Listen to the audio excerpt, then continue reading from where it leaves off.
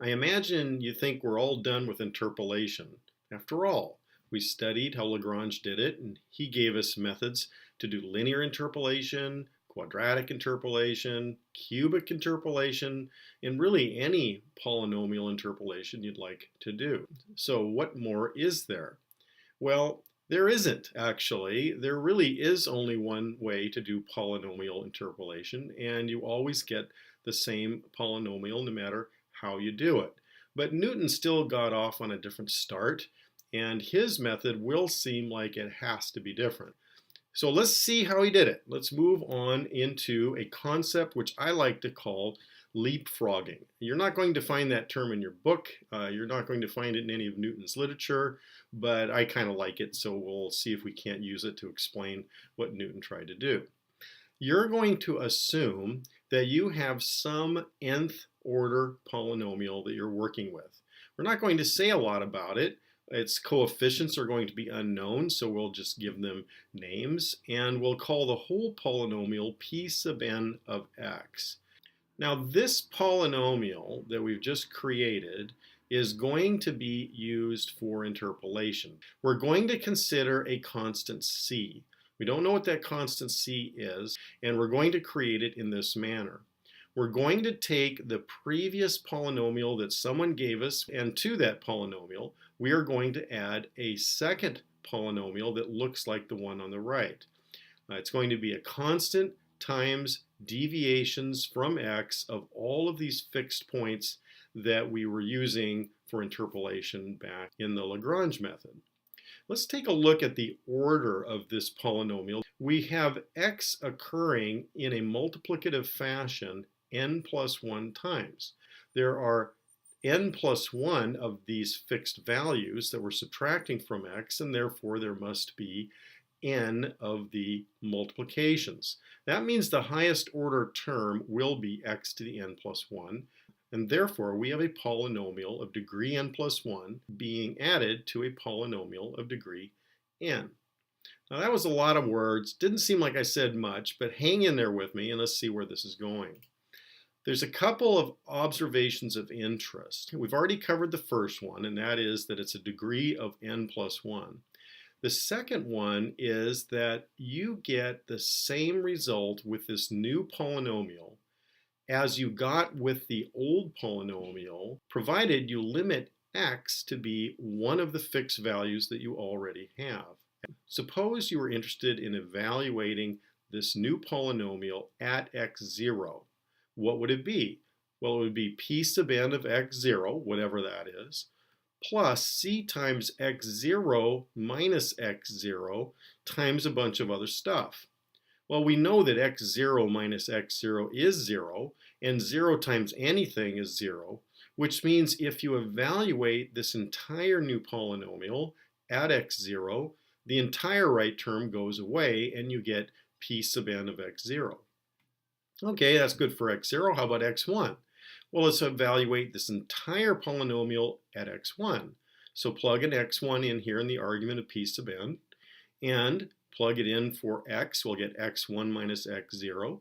And the second term will be x1 minus x1. That's equal to 0. Now I don't care what any of the other factors are. If I get 1, 0 in there somewhere, this entire term is going to go away. And that's going to continue whether you're talking about x2 or x3 or x5 or x12 or x sub n. This term will always go away if you evaluate it at any one of those fixed values. Let's now figure out what c should be. C was arbitrary up to this point in time, but if I would like a new point, a new observed point called y sub n plus 1, to be equal to what you get when you evaluate the entire function at a new point called x sub n plus 1, not listed among the others, then everything on the right-hand side of this equation is known, along with a y sub n plus 1. That's going to be a known value. The only thing that isn't known about this entire expression is c itself. Everything else is a constant. So let's just go ahead and solve for c. Subtract off p sub n, divide through by all of these terms, and you can have a formula for c. The point I'm trying to make here is if you want this new polynomial to produce a specific value for a specific x sub n plus 1 value, then you will find out what c should be for that polynomial. Not hard to calculate. Okay, so we're going to call this thing now p sub n plus 1. So the way I'm developing one polynomial is by taking the old polynomial, add this little term here, and calculate c such that this expression is true. It's really not that hard of a procedure. It's unfortunately a little abstract, but it's not that hard. Okay, let's keep going on. Let's write down now our Newton's polynomial in a different manner.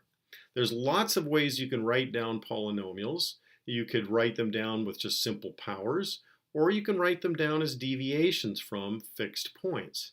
So I am going to write the polynomial in terms of a constant a0 plus a linear deviation from x0 plus another constant times two linear deviations, one from x0 and one from x1, and continue on until I get all the way out to xn, in which case I take all deviations from these fixed points. Now you might sit back and complain that how do I know that that's the same p sub n that we looked at before? Well, it's going to be the same if I force these a constants to line up correctly. There is going to be only one polynomial, whether it's a Lagrange polynomial or a Newton polynomial, whether I express it this way or some other way, there's only going to be one polynomial that gives us the right value for every discrete x that we have at our disposal. If I were looking at this at the first time, I'd say, well, anybody can say that, but how are you going to find out what all these a coefficients are? This seems very, very messy. It's going to even seem messier when I introduce some more notation. I'm going to take now these deviations and call them a series of pi functions. This pi sub 1 term is going to be just x minus x sub 0. I'm going to call it pi 1. And this product of two terms is going to be called pi 2. And if I went to the third term, it would be called pi 3. And each time I would be increasing the number of deviations that I'm multiplying. Pi 0 will be defined as 1.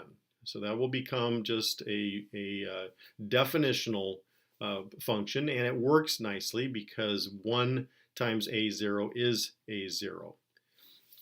Okay, what do we do now with this? Well, we can rewrite our somewhat verbose expression of this Newton polynomial in terms of our new functions pi.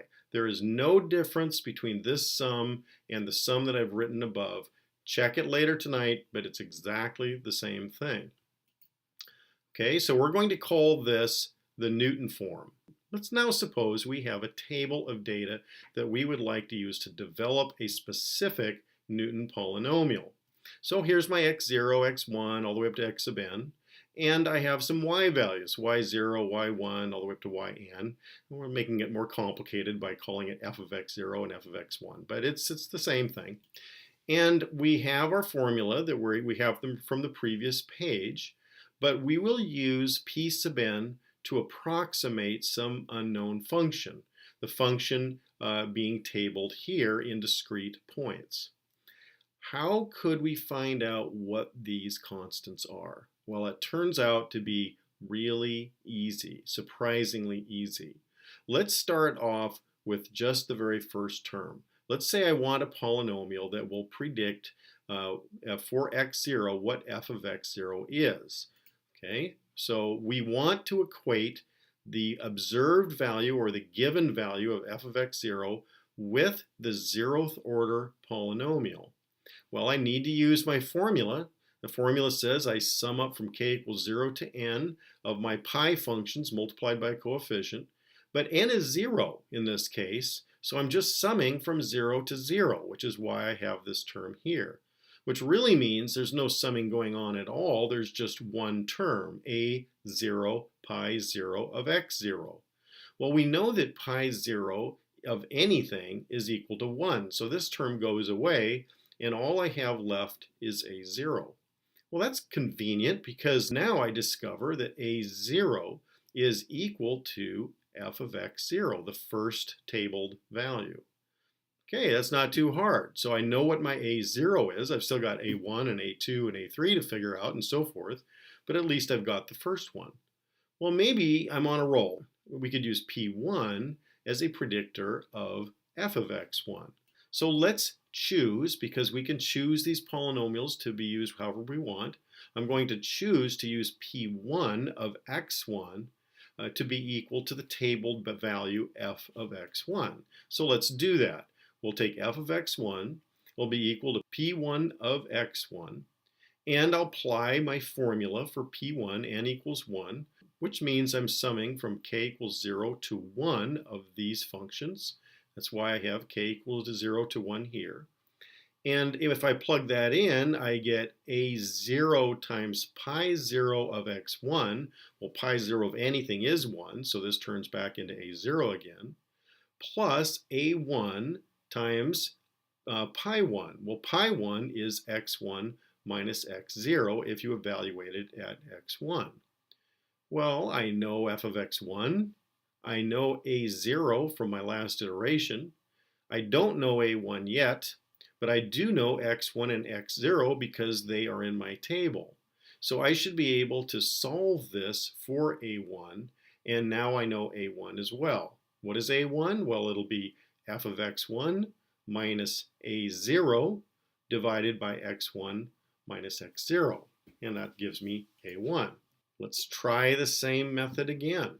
Let's take f of x2 and force it equal to the second polynomial, p2 of x2, and use this formula. We'll sum from k equals 0 to 2 of the same products.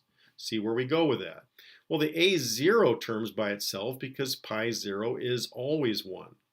So as we evaluate pi 1 of x2, well, pi 1 is going to be whatever is in the argument minus x0. What's in the argument? x2. So this must be x2 minus x0. We have one more to do. We have pi 2 we have to come up with. Well, pi 2 is going to be a product of two of these differences evaluated at x2.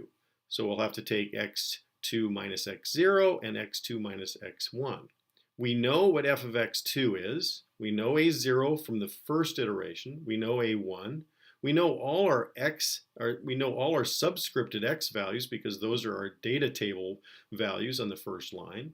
The only thing we don't know in this whole expression is A2. So it's pretty easy to solve that. Now this goes on throughout the whole table. That's not too bad. We're developing a pattern for what we're now going to be calling divided differences. So let's take a look at these divided differences and see if we can't create a table that takes advantage of that pattern we just discussed on the previous slide. Here is the expressions that we need. A0 equals f of x0. A1, when we solved for it, was the rise over the run evaluated at x0. And we will call this a divided difference. A2 is going to be the divided difference of a divided difference.